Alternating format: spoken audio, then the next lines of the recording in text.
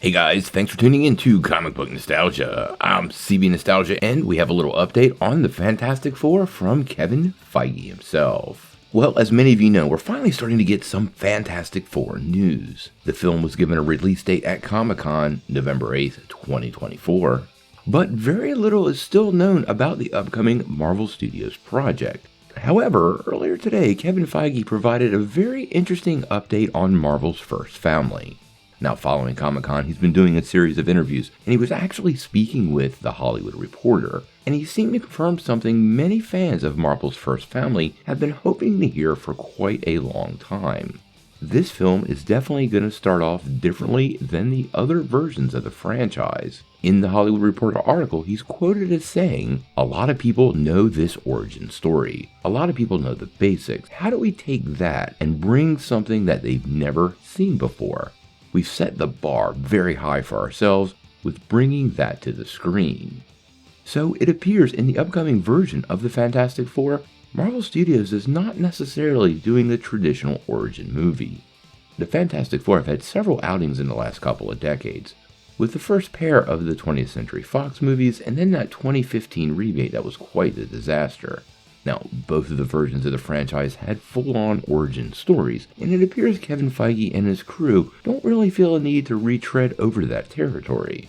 Additionally, based on the statement, it does suggest something else. If the team that is the Fantastic Four is already the Fantastic Four, that means we could run into them in the MCU prior to the 2024 release of the movie. The real question is where? Ant-Man and the Wasp: Quantumania, Secret Invasion, and the upcoming Agatha Harkness series all seem like logical places to me to potentially introduce members of the Fantastic Four. John Krasinski just appeared as Mr. Fantastic in Doctor Strange in the Multiverse of Madness, and although he's been playing coy with many people, including Jimmy Fallon just the other night, quite honestly, I'd be pretty darn surprised if he didn't reprise the role. There was also that rumor about the She-Hulk. We did a report on this the other day, but there's multiple reports that are suggesting that Jason Segel will debut as the Thing in She-Hulk Attorney at Law. Now, this was never confirmed, but it would be very logical if multiple members of the Fantastic Four appeared in the MCU before the team movie if we're not doing the origin story again.